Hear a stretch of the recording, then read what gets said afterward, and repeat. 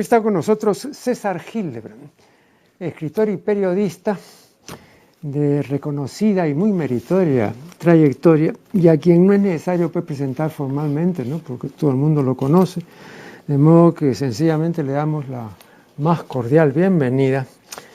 Gracias. Y quiero iniciar esta conversación recordando lo siguiente. Hace años, alrededor de 20, cuando yo estuve en Cable Mágico Cultural, en el canal 14, ¿no? Recuerdo que un día anuncié en un programa que próximamente me iba a ocupar de la patrona de la televisión, ¿no? Entonces recuerdo pues que la gente pensó inmediatamente pues que la televisión que todos conocemos, ¿no? Que es esa transmisión a distancia de imágenes mediante ondas hertzianas, era la televisión a la que yo me estaba refiriendo, ¿no? Entonces dijeron, bueno, fíjate, tiene una patrona, ¿no? Así pues como la ciudad también tiene otra patrona, en fin, va a ser interesante. Pero luego yo les aclaré, pues más adelante, que no me refería a esa patrona, ¿no? Sino a otra patrona que por supuesto ya desconocían.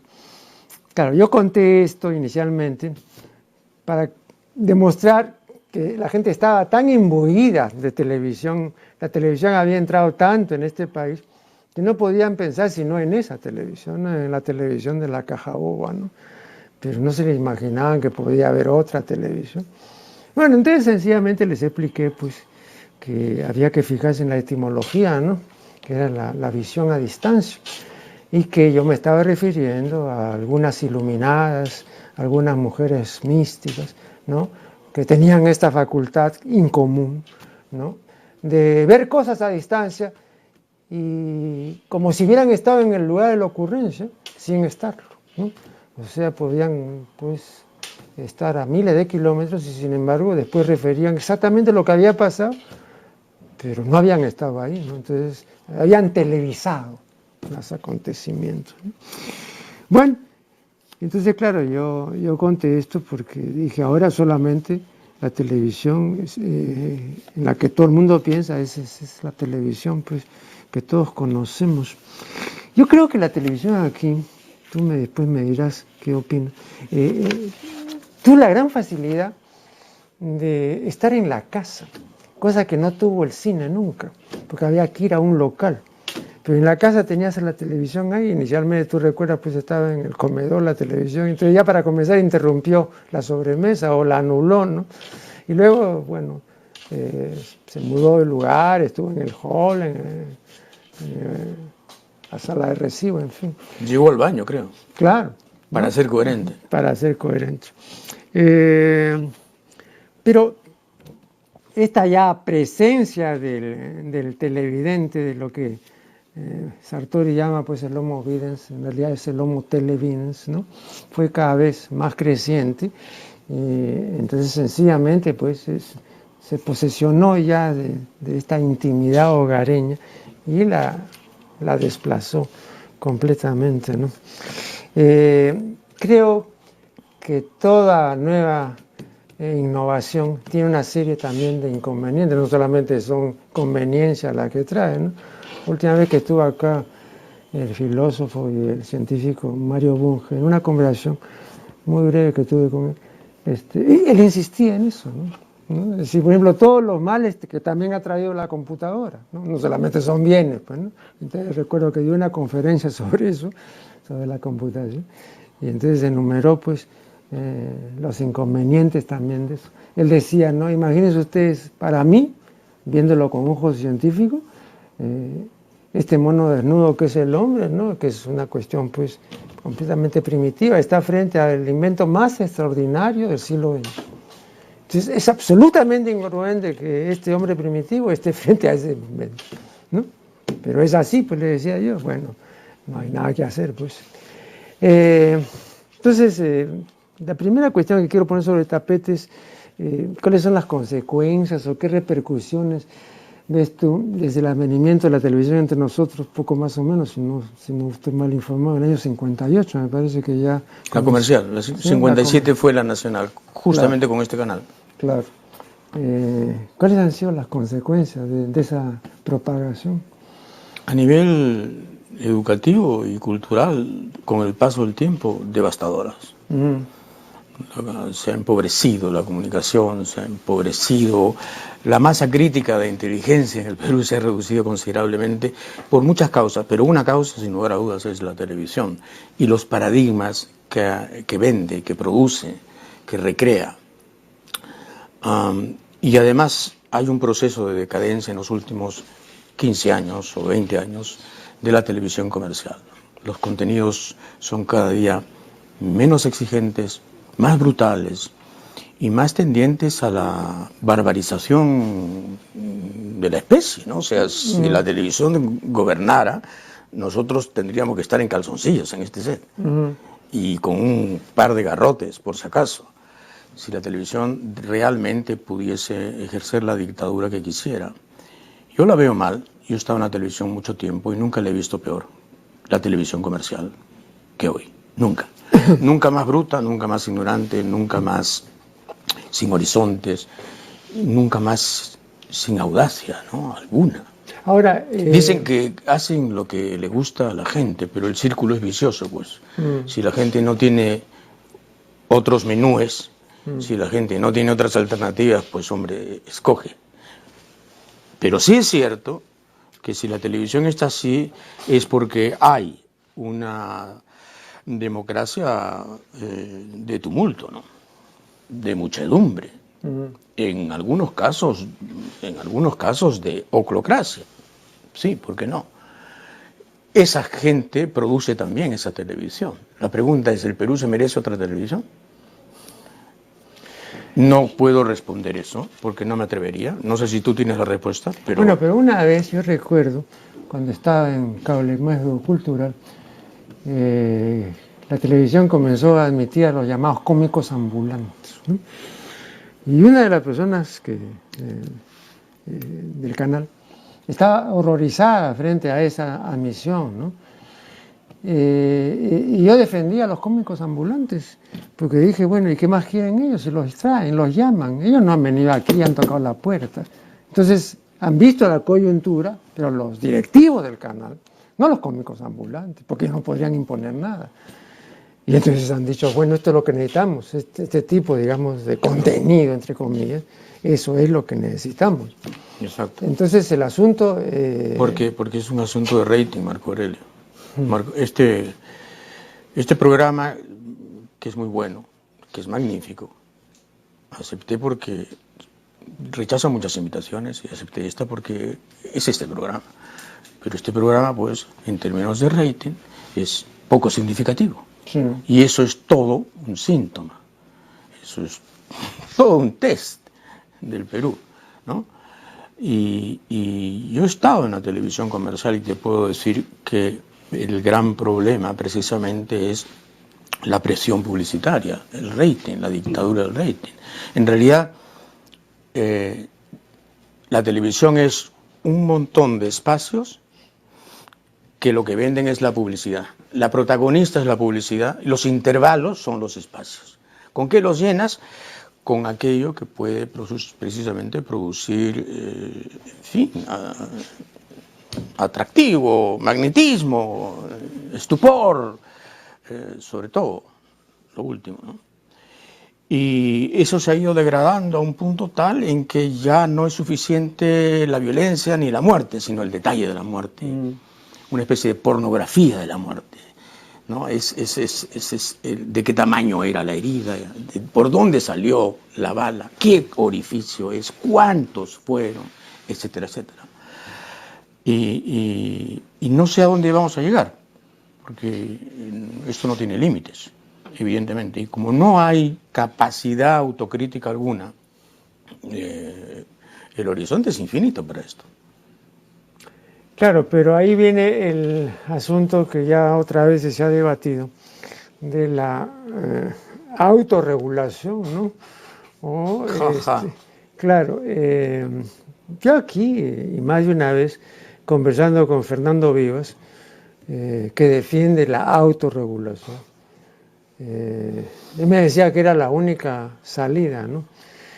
Entonces yo le recordaba que cuando Herbert Marcuse estuvo en Berkeley, en la Universidad de Berkeley, en la época de los 60, ¿no? La protesta juvenil y todo lo que tú conoces.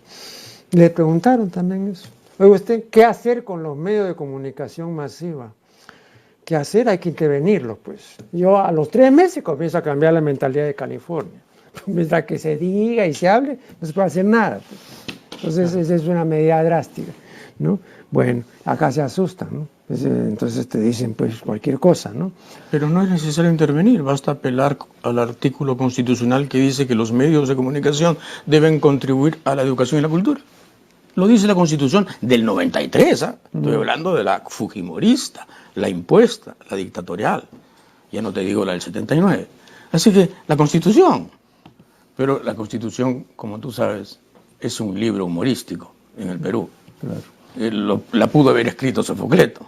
Es para matarse de risa la Constitución. Vamos a hacer acá una primera pausa y ya retornaremos.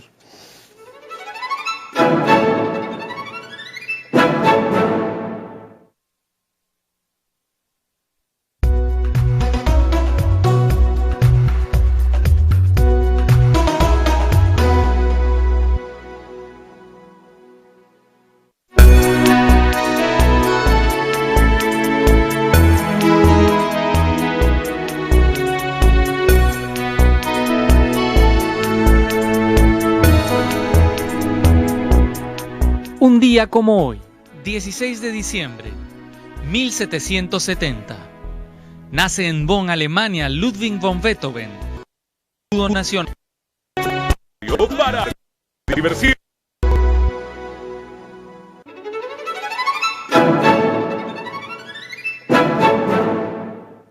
Estamos dialogando con César Hildebrand.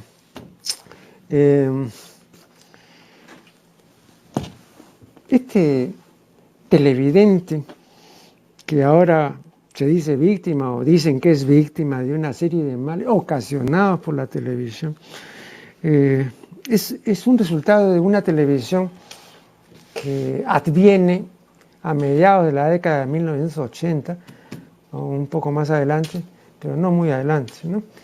O sea, antes de esa época no había ese tipo de televidente. El televidente que surge después es un televidente que ya está de suyo alterado o ya busca ciertas cosas, como por ejemplo el que probó drogas y entonces quiere seguir probando y quiere seguir experimentando y quiere seguir hundiéndose, ¿no? Entonces, pero no es un inicio. No sé si está de acuerdo entre esta primera etapa, llamémoslo así, del año 50 y tantos al 80 y tantos, y luego otra etapa ya deleteria. Sí, básicamente estoy de acuerdo.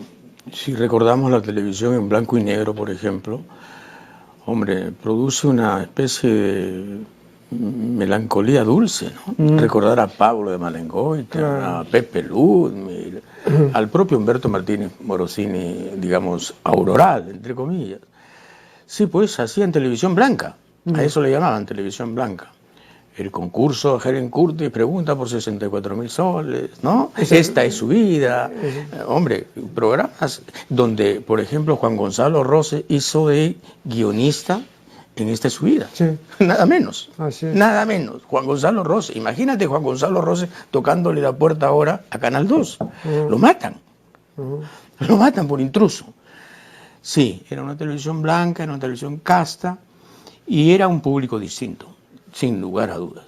Algo pasa en los 80, tú dices que es un fenómeno más o menos mundial, yo también lo creo. Coincide con la brutalización de una ola neoliberal que empieza con Reagan y con la Thatcher y que, en fin, empodera a una serie de círculos y de gentes que antes simplemente no habrían tenido ninguna relevancia. Me refiero al nivel mediático, ¿no? Claro. Les concede una autoridad que no tiene que ver con la meritocracia, sino con la imposición del mercado. La televisión norteamericana, por ejemplo, en esa época empieza a limpiarse de toda disidencia, Desde luego que hay todavía gente que piensa distinto, pero la gran limpieza empieza en esa época. Lo mismo pasa en Europa y en el Perú igual. Y efectivamente, hay una necesidad mundial de que la gente esté menos informada, de que la gente sea menos lúcida, de que la gente tenga menos capacidad crítica. Es una necesidad mundial. El capitalismo con hipercríticos no funciona. Con críticos funciona a medias. El capitalismo necesita anuencia, necesita resignación y necesita mucha distracción. El crítico de televisión, Fernando Vivas, dice, y lo dijo aquí en este programa, y lo dice en su libro sobre la historia de la televisión peruana, dice, la figura más importante de la televisión del Perú en los últimos 50 años es Genaro Delgado Parker. Cuando dijo esto, yo le manifesté que esa era una afirmación estremecedora y estupefaciente. Sí, me dijo, seguramente te puede estremecer y te puede dejar estupefacto, pero los hechos son los hechos y el hecho es ese. Ahora yo digo, Vivas es una persona pues inteligente, culta, ¿no? ¿Y cómo puede haber llegado a decir eso? Bueno, es su derecho opinar como opina, pero no puedes dejar de pensar que Fernando Vivas es un funcionario muy importante del diario El Comercio, un escritor, editorialista, columnista, reportero, en fin, casi multioficios en el diario El Comercio, que es propietario del canal comercial más importante, que es América Televisión. Entonces ahí hay también una filtración de intereses, ¿no? En su discurso un poco contaminado hay una filtración de intereses, sin lugar a dudas. Bueno, ahora, que diga que Genaro Delgado Parker fue el hombre más importante de la televisión, bueno, entonces habría que decir que la televisión que padecemos ahora también es producto de esta especie de sí campeador, de este fundador que es Genaro Delgado Parker, ¿no? Porque te das cuenta que es una frase contradictoria. Si dices que ha sido el hombre más importante de los 50 años, entonces es la mitad responsable de lo que está sucediendo ahora. Porque claro, el legado del señor Delgado Parker, entre otras cosas, es Risas y Salsas, que fue el programa que hizo del humor la pacotilla que es ahora en la televisión. La gran hazaña de Genaro fue que durante 20 años tuvo el programa de más alto rating con el menor costo posible, que se llamaba Risas y Salsas. Pero claro, el asesinato de Chaplin estaba implícito en ese humor, ¿no? El asesinato de toda ironía, de toda fineza y de todo humorismo real estaba implícito en ese programa. Entonces al señor Vivas también habría que recordarle eso, ¿no? No, pero me parece a mí que es una comparación forzada, porque traer a colación a Chaplin, ¿no? Y compararlo pues con una producción como Risas y Salsas, ¿no? Es demasiado violento, ¿no? Claro, pero justamente quiero ser violento para que la gente entienda que el humor no estaba pues en Risas y Salsas, estaba, en fin, la parodia grotesca, la caricatura gruesa, la chabacanería, sí. Sí, no, pero digamos, te comienzan a hollar la trocha, digamos, del facilismo, que es una de las características de la llamada posmodernidad y de la era digital y de la sociedad informática. El problema de esta nueva etapa es que tenemos cuatro ismos, ¿no? En primer lugar, tenemos el inmediatismo, ¿no? En segundo lugar, tenemos el fragmentarismo. En tercer lugar, tenemos el superficialismo, ¿no? Y luego tenemos el facilismo. O sea, estos son cuatro ismos que están en todo y que están despotenciando al ser humano porque dependen, ¿no?, de la multiplicación de prótesis, o sea, de adiciones. Entonces ahora tú no podrías concebir a un ser humano común y corriente sin la cantidad de prótesis que cualquier ser humano tiene, comenzando pues por el celular y 20 cosas más, ¿no es cierto? Si tú le quitas todo eso, entonces lo dejas desprotegido completamente, no sabría qué hacer. cada adición es una pérdida de alguna facultad o una disminución de esa facultad que ya no se va a usar, ¿no? Sí. Entonces, claro. Entonces, pero no hay humanismo posible ahora. Claro, pero ya eso, pero tampoco ya eso es reversible. O sea, sencillamente el asunto es así. Y bueno, yo recuerdo, seguramente también tú lo vas a recordar, que cuando se popularizó la calculadora automática, ¿no? Tú ibas a cualquier cambista, digamos que el dólar estaba a 3 soles, y le decían, dame $10, no podía ser ya mental. Ese es el problema, ¿no es cierto? O sea, no, si tú ves aquí que apretando esto, que jalando esto, ya te evitas, ¿no? El esfuerzo, o el pequeño esfuerzo, ¿no? Entonces comienza a lastrarse.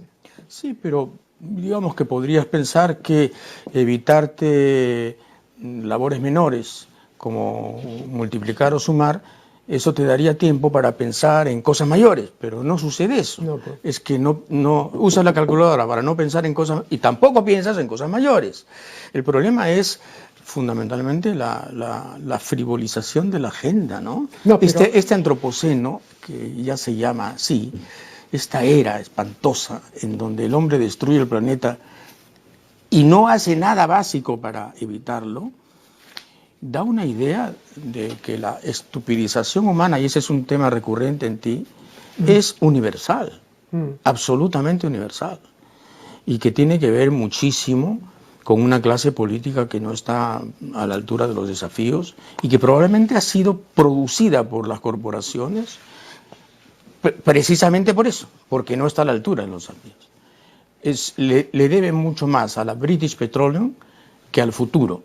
Por ejemplo, la clase política inglesa. El fracaso de las COPs, este nuevo fracaso de la COP París, que está dando mediocridades, que está dando, en fin, generalidades, consejos de perogrullo, otra vez, compromisos que no se cumplen, etcétera, etcétera, tiene una idea de lo suicida que es el ser humano.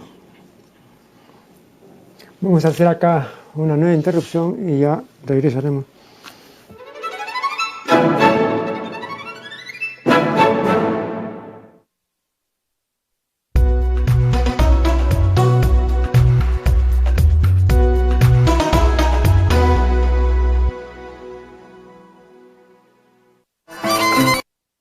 Pacheco.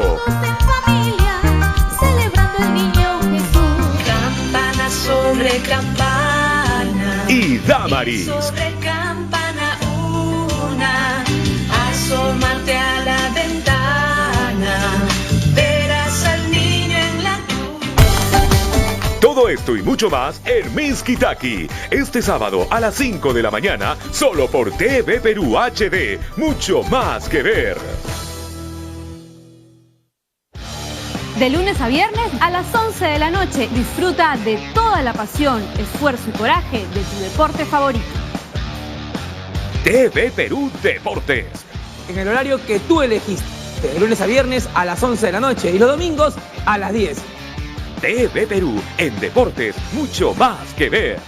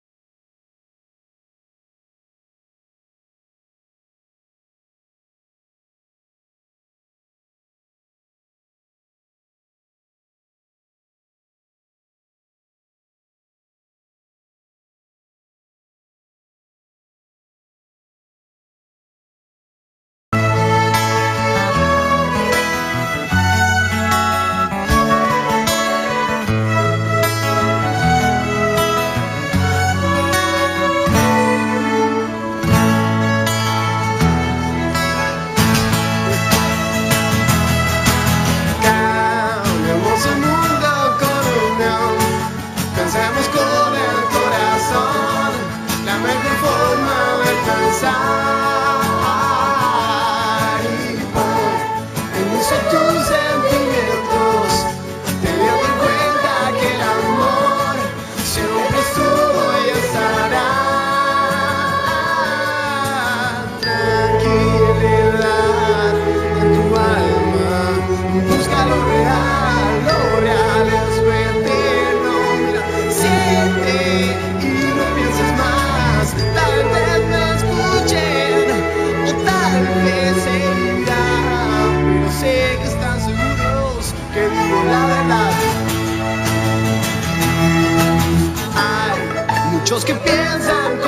pies.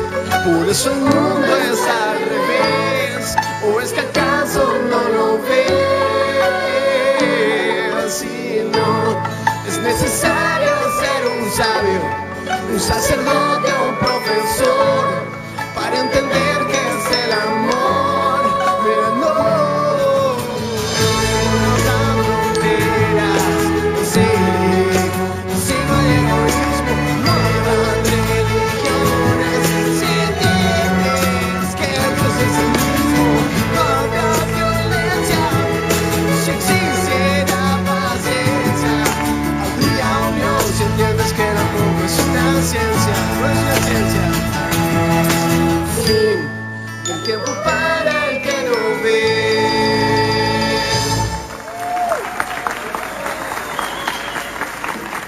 Felices fiestas. TV Perú.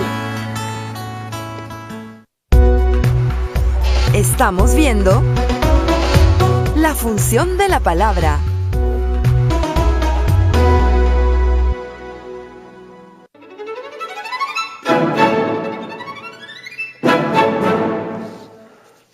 Seguimos dialogando con César Hildebrand. Yo he sostenido en más de un artículo, ¿no?, que con la sociedad informática y con la era digital advienen 4 ismos, ¿no?, que son los 4, son peligrosísimos, ¿no? El inmediatismo, el fragmentarismo, el facilismo y el superficialismo, ¿no?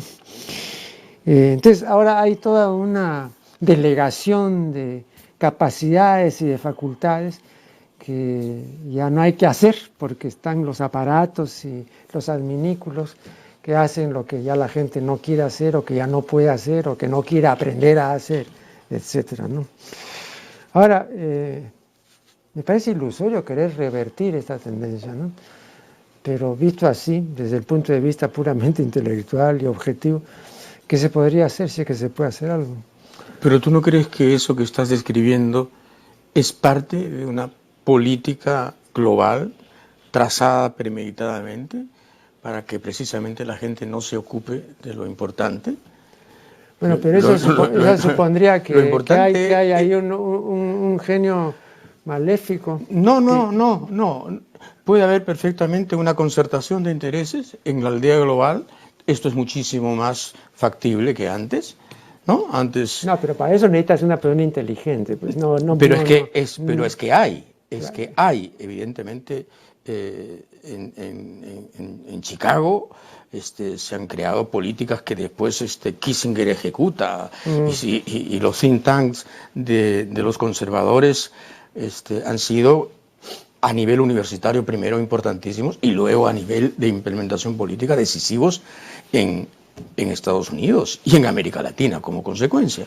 Yo sí creo que hay no una conspiración diabólica, pero sí una concertación muy armónica, casi musical, de intereses mundiales para que la gente sea lo que tú describes, la gente de los pulgares móviles, la gente que va a llegar a ser simplemente pulgares, sus pulgares. Yo he visto escenas espantosas, ¿no? 2 novios en un restaurante, cada uno ejerciendo sus pulgares sobre determinadas teclas de sus respectivos y sendos teléfonos inteligentes, donde lo único inteligente ahí era el teléfono, evidentemente. Claro. Media hora cada uno en su soledad tecnológica, ensimismado en su nadería, evidentemente. Y eso te dice mucho, pero claro, la pregunta es, ¿a quién le interesa tanto eso? ¿Por qué se fomenta tanto eso? ¿Por qué si no tienes un smartphone estás fuera de la competencia? ¿Por qué te exigen tanto eso? ¿Por qué te acosan tanto? Hay un interés, pues, Marco Aurelio. El asunto es que tú a veces piensas de modo tan abstracto, tan sólidamente abstracto y tan elocuentemente abstracto, que te olvidas que hay un contexto social y político. Y hay intereses de por medio. Esto no es gratis. Este mundo que vivimos, de espaldas a lo verde, este mundo donde estamos por exterminar especies valiosísimas, este mundo que va a terminar en la quinta gran extinción del planeta Tierra, que tiene 4.600 millones de años, no es gratis. Lo han inventado. Lo han inventado las grandes corporaciones, los grandes intereses, que son los que dominan todo. Todo. Nosotros, que somos una minúscula sucursal aquí en Perú, una mota de poca relevancia, también estamos sujetos al dominio de 4 bancos, 3 financieras y 5 grandes firmas, que son las que controlan todo. Son los chicos de la CADE, pues, los que invitan a Acuña para hacerlo de los suyos. No vaya a ser que salga por la libre el señor Acuña. Y yo sí creo que hay explicaciones sociales y por lo tanto yo sí tengo esperanzas de que esto pueda cambiar. Va a ser archidifícil, por supuesto. De pronto no va a ser... ¿Pero sobre qué base tiene estas esperanzas? Bueno, cuando yo escucho, por ejemplo, a Pablo Iglesias, como lo escuché anoche en un debate televisivo para las elecciones españolas en Canal 3 o Canal 6 de Madrid, cuando escucho a un tipo como ese, digo, hay esperanzas. Porque Pablo Iglesias es un tipo que precisamente ha reunido la indignación de su generación, que ha podido tener información suficiente para construir una plataforma de cambio verosímil y te la ofrece. Entonces ya depende de ti si la escoges o no. Si escoges el continuismo, la inercia, la agonía o escoges el cambio. Pero por lo menos se abren posibilidades en algunas partes del mundo que nos dicen, hombre, esto no es inexorable. El libreto no tiene que ser uno solo. Hay posibilidades de desentonar, de desafinar. Tienes razón tú en decir que esto es muy difícil, que en algunos casos ya es irreversible. Lo que le hemos hecho al planeta ya es irreversible. El planeta va a aumentar su temperatura en 2 o 3 grados. Eso ya es irreversible. El asunto es que no llegue a 6. Ahora, yo recuerdo, ¿no?, que cuando leí hace muchos años el libro de Karl Menninger, ilustre psiquiatra, titulado El hombre contra sí mismo, vi la declaración perfectamente fundada de que la mitad de la destrucción que hay en el hombre y en el planeta es autodestrucción, ¿no? De que es un error pensar de que solamente nos destruimos los unos a los otros. No, también nos Entonces toda la obra de Menninger es una explicación o un intento de explicación, ¿no?, acerca de esta autodestrucción. Entonces en el comportamiento actual del Homo videns, ¿no?, hay también un proceso autodestructivo. O sea, no solamente estamos destruyendo nuestro hábitat, estamos destruyendo el planeta y estamos embarcados en una serie de correrías demenciales, sino también que nos vamos destruyendo.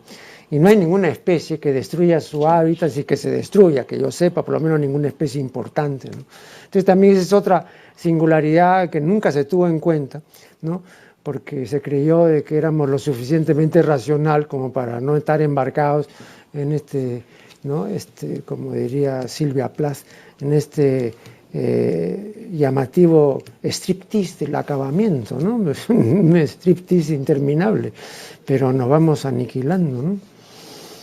Sí, pero si lo consideramos eso como un destino inflexible, la otra alternativa es el suicidio, que siempre será el gran problema. Bueno, eso decía Camus, pues es el único problema importante de la filosofía. El único problema de la filosofía es el suicidio, ¿no?, el verdadero problema. Claro.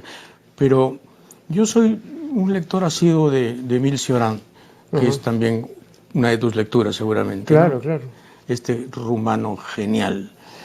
Y hay una entrevista que le hicieron alguna vez y Cioran, bueno, desplegaba esta especie de estética del pesimismo, ¿no?, porque era un pesimista que decía las cosas con tanta belleza que imantaba, ¿no?, de verdad daba ganas de ir con él al agujero negro que nos proponía, ¿no? y debatirnos ahí, en la nada. Y entonces el periodista le dice: señor Cioran, usted es pesimista y fatalista y tremendista y apocalíptico, pero usted, yo lo he visto a usted alegrarse porque las radiografías de su pulmón estaban bien. Entonces usted también quiere vivir. Y Cioran decía: sí, es cierto, porque la vida no es opcional, es un mandato, ¿no? Y yo soy como todos, quiero vivir y voy al metro. Y eso es un poco lo que nos puede pasar a los que creemos que hay una estética del pesimismo, ¿no? No podemos perder el vínculo con la posibilidad del cambio, porque si no, entonces la otra alternativa es tomarnos 40 nembutales, ¿no? Hacer lo que hizo algún poeta que tú me contabas al principio del programa que hizo al final de su vida. Y yo no quiero. No. Pero para eso tienes que tener una luz. Estaba citando hace un momento a Bradbury y recuerdo una cita muy interesante y que la digo brevemente, ¿no? Dice Bradbury: todas las mañanas cuando me levanto piso una mina. Esa mina soy yo. Después, el resto del día me dedico a recoger los pedazos. Bueno, ese tipo de lucidez, sí, ¿no? De un proceso de autodestrucción, pero con una plena percatación de que es así. O sea, no haya posibilidad de engaño ni nada, ¿no? Claro. Y luego esta cita otra que se... Pero fíjate que Bradbury escribió preciosos libros, sí, ¿verdad? No es que pisó la mina y ahí terminó, hecho pedazos, ¿no? Troceado casi por sí mismo. No, escribió Fahrenheit 451, que claro, es una de las mejores cosas que he leído en mi vida. Escribió Cuentos marcianos, escribió maravillas. Hombre, es el fundador de todo un género. Ahora también yo quería citar en este contexto a Jean-Paul Sartre, ¿no? Que tiene una frase que a mí me gusta citar porque tiene miga y substancia y es muy breve. Dice: tal vez podamos curarnos de una neurosis, pero no podemos curarnos de nosotros mismos. Yo creo que es así. Bueno, vamos acá a hacer una nueva interrupción y ya volveremos.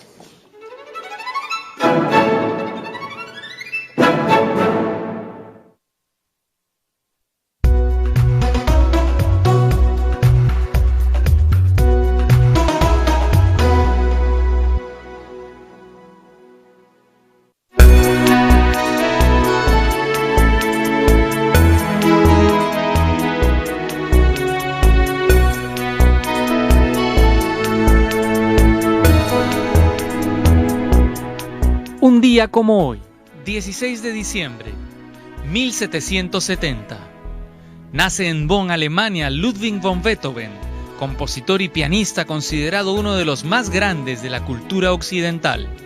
Su legado musical abarca desde el periodo clásico hasta inicios del romanticismo.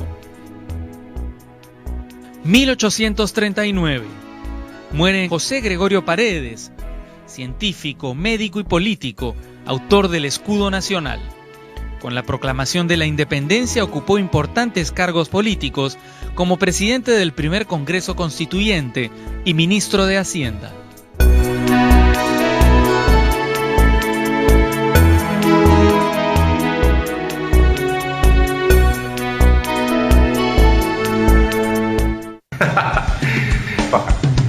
Para amigos, este sábado no se pierdan el programa Detrás del Arte con el gran Fito Espinosa. Vamos a conocer sus personajes, su historia, sus trabajos y mucho más. Ahí nos vemos. ¿Qué más vamos a conocer? No sé. Detrás del Arte, este sábado a las 7 de la noche por TV Perú. Mucho más que ver.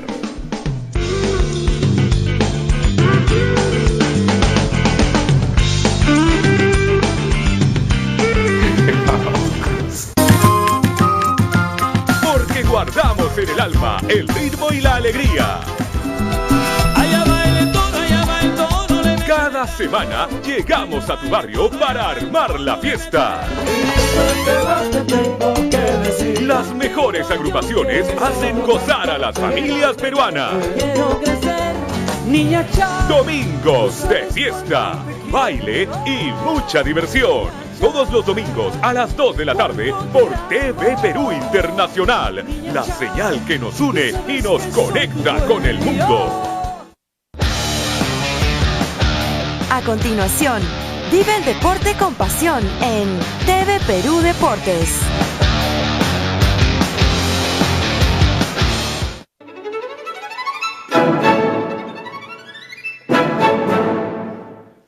Bien, este es el último tramo de una interesante entrevista con César Hildebrand.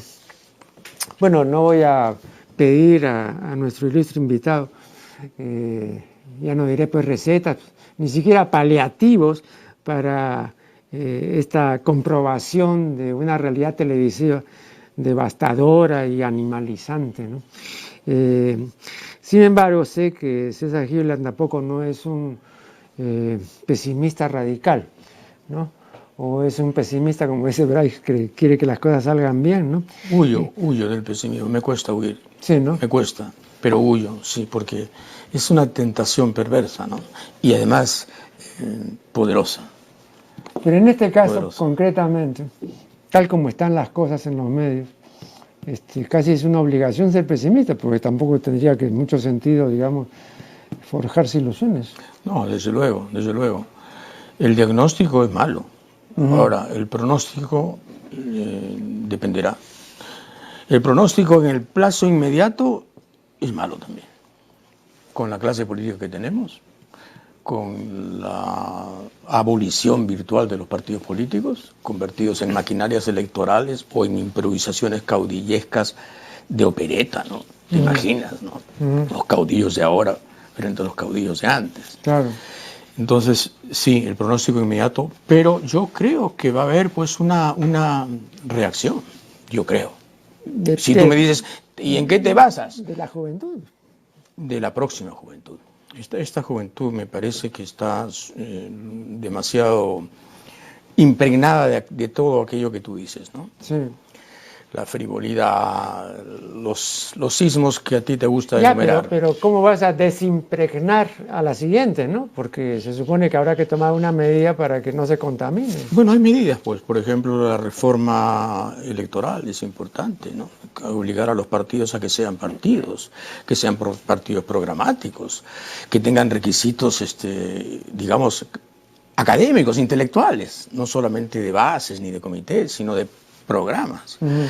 Que nos insertemos de un modo más inteligente en el mundo, que no tengamos esta autosuficiencia imbécil de creernos un país privilegiado cuando somos un país de mediana categoría para abajo, o sea, nuestra educación está en el suelo, nuestro nivel cultural es crítico, etcétera, etcétera, y sin embargo tú sientes que el peruano tiene una especie de optimismo irracional respecto de sí mismo y respecto del país. Esto, yo sé, es difícil que cambie, pero tiene que cambiar.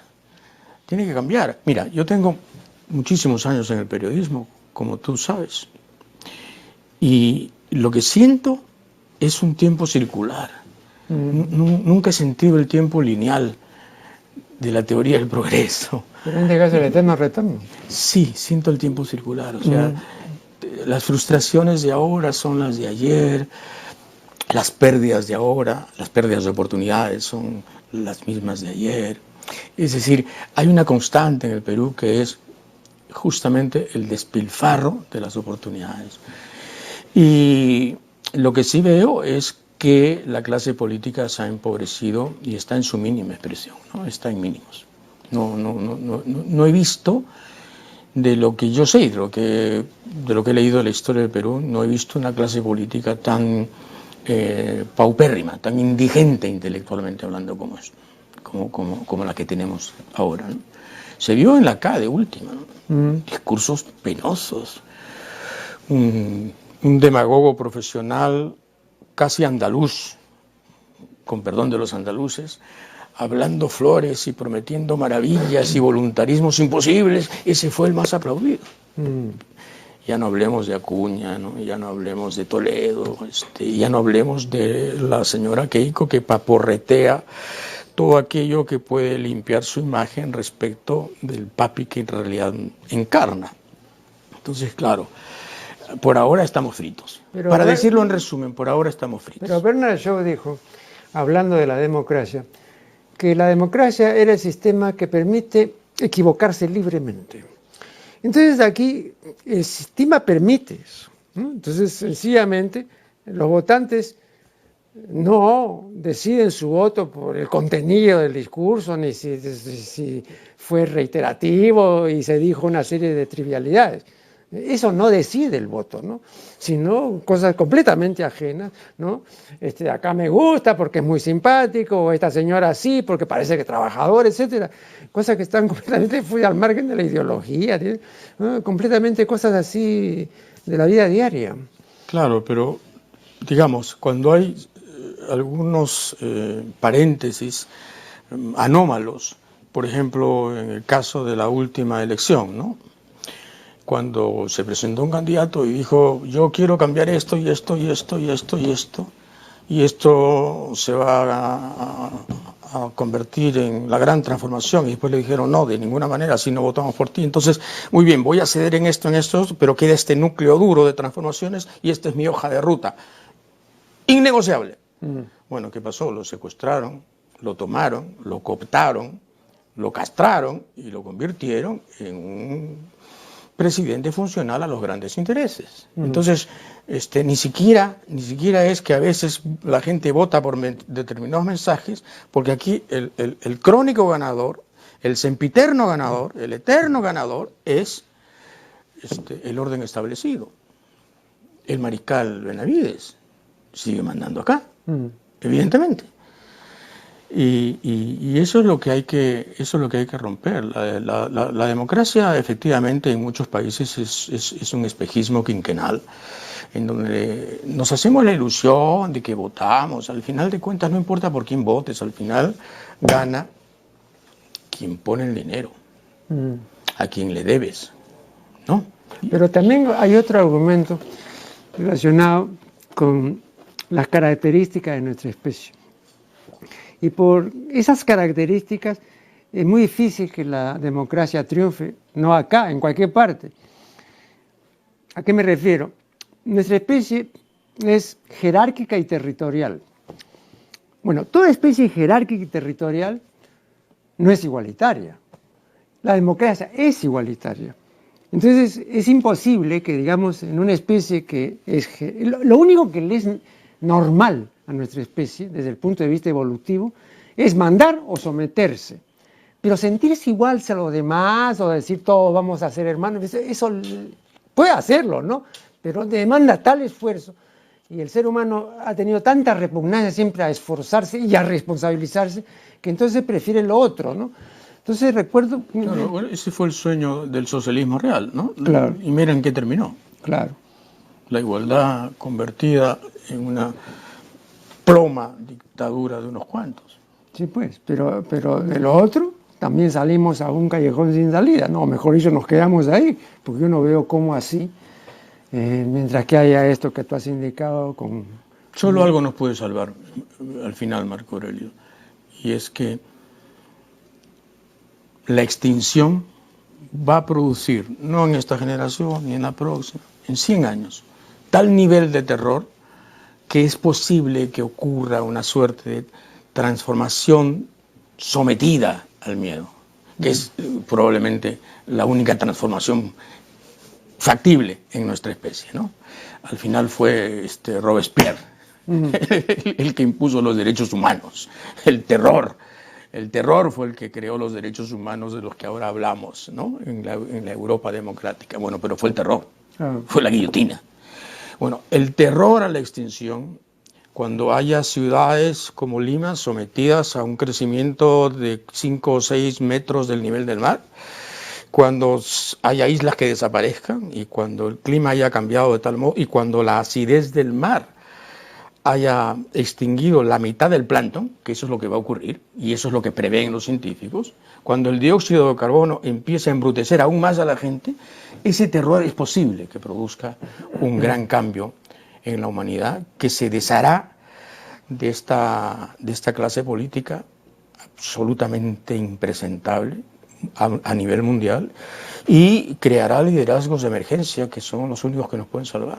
Al final esa es, fíjate, la esperanza verde en la que uno puede sostener la existencia. Luchar por ello es lo que a mí me mantiene. Luchar por ello es lo que a mí me mantiene. Porque de otra manera abandonamos el barco y nos dedicamos al periodismo, ¿no? Borges decía que no hay nada más difícil que el periodismo, porque el periodismo consiste en fingir que todos los días pasan cosas importantes. Claro. ¿No? Claro. Cosa que es absurdo, ¿no? No pasan todos los días cosas importantes. Todos los días pasan estupideces. Borges tenía en eso mucha conciencia de lo que podía valer o no algo de su propia producción. Hay una anécdota que él mismo ha referido. Tú sabes que su primer libro de poemas se titula Fervor de Buenos Aires. Fervor de Buenos Aires. Claro, y entonces llevó, porque él trabajaba en una revista por entonces, y entonces se presentó pues con 200 ejemplares, ¿no? Del Fervor de Buenos Aires. Y el director le dijo, pero ¿qué cosa quiere? ¿Que vamos a vender nosotros aquí a través de la revista? No, de ninguna manera, dijo Borges. Yo he traído todo esto porque quiero que haya un pequeño concurso para regalar esto a los ganadores, ¿no? Pero no, ni loco que estuvieron. Porque he sido ya lo suficientemente loco para publicar esto. O sea, en esa época él dice, no existía el fenómeno del bestseller. Entonces una persona que hacía una edición de 300 ejemplares se quedaba con 200, pues, ¿no? Porque claro. no, sencillamente eso no era ningún éxito. Qué chismoso era Borges, ¿no? Ah, bueno. ¿Tú has leído las conversaciones con Bioy Casares? Sí, extensísimas. Qué maravilla, ¿no? Sí, así es. Pero es una fuente de chismografía intelectual, literaria y no literaria. Chismografía bonaerense, porteña, ¿no? No, y aparece ahí un Borges, que tú recordarás, aparece un Borges que no aparece en otras partes, y es un Borges del chiste grueso. Del chiste grueso. Sí, de conventillo. De conventillo, ¿no? Exactamente. Sí, 2 o 3 ejemplos, ¿no? Me resultaron muy simpáticos. Es decir, chistes buenos, ¿eh? Sí. Pero que no te los imaginas en Borges. Sí, porque, bueno, que tenía una apariencia muchísimo más sofisticada, claro. Contenida y refinada, ¿no? Claro. Sí, yo lo entrevisté una vez y no olvidaré que me cogió de la mano así ciego, a ciegas, guiado por la Kodama, y me dijo, usted es el periodista de Careta, César Hildebrand, ¿no? Y yo dije, sí, Jorge Luis, soy yo. Entonces me empezó a hablar de qué cosa era Hildebrand y qué diablo significaba y cómo estaba en no sé qué saga germánica del siglo XIV y en qué se había convertido. Madre mía, 5 minutos ahí. Hacía alardes. Ajá, claro. Hacía alardes. Bueno, pero era un tipo exquisito. Claro. No, y además ese tipo de ser humano sale pues una vez cada 500 años, ¿no? También esa es otra rareza, ¿no? Pero te das cuenta de la frecuencia de talento del siglo pasado con respecto de este siglo. O sea, ¿cómo es que hemos perdido masa crítica? Bueno, todavía no tenemos una perspectiva o una retrospectiva suficiente, ¿no? Porque, sí, no, claro, pero 15 años es poco. No, me refiero al siglo pasado y al siglo XXI, tal como lo consideran historiadores como Eric Bosman, ¿no? Que dice que el siglo XX termina en 1989 en realidad, claro. ¿no? Y que el siglo XXI empieza el 89. Entonces tenemos un poquito de más años. No, me refería, en resumen, al poco talento que veo ahora, ¿no? En relación a, en fin, compara lo que se produce ahora con el boom. No, pero entre nosotros también, César, compara tú a la generación del 900, ¿no es cierto? Wow. Esa gente no ha tenido. Compara nada más que a Sánchez con Cotillo. Y sal corriendo. Claro. Sal corriendo, hay que salir corriendo. Claro. Wow. Sí. Cómo nos hemos empobrecido. Y eso es bueno que el Perú y la gente lo acepte, lo tenga como conciencia, lo que nos hemos empobrecido culturalmente, lo poco que somos culturalmente. Hay líderes que dicen teníanos, habíanos. Dios mío, ¿qué es esto? Frasioclastas, ¿no? Frasioclastas. Destructores No, del idioma. Pues. Sí, idiomicidas. Sí, terrible, ¿no? No, y además, para usar una palabra que le gustaba a Ángel Rosenblatt, ¿no? El famoso lingüista maestro de Marta Hildebrand. Venezolano. ¿No? Sí, venezolano, ¿no? Vericidas. Los vericidios están a la orden, pues, en el campo de la política, y todos los días vemos a vericidas y se cometen vericidios y nadie dice nada. Y otro detalle acerca de esto, con eso terminamos porque desgraciadamente ya se vence el tiempo. Has notado, creo que lo dije en algún artículo, que en ninguno de los idiomas importantes hay el antónimo de mentir. En todos hay siempre un verbo para no decir la verdad, ¿no? Pero para decirla, ¿no? Un amigo sugirió verasear, de veraz, ¿no? Pero bueno, ¿no? Otro dijo ortologar, ¿no? Tampoco, pues no, ninguno. Entonces, y la pregunta es ¿por qué en ningún idioma, ¿no? Entonces yo me pregunto, digo, bueno, es que la verdad les es tan ajena que ni siquiera se les ha ocurrido pues un verbo para decirla, ¿no? Que es algo, una comprobación también muy incomodante. Es una excelente observación, ¿no? Bueno, muchísimas gracias a César Hildebrand por su valiosa colaboración en este programa, se lo agradecemos muy sinceramente. Gracias a ti. Y con ustedes será hasta el programa reciente, el siguiente.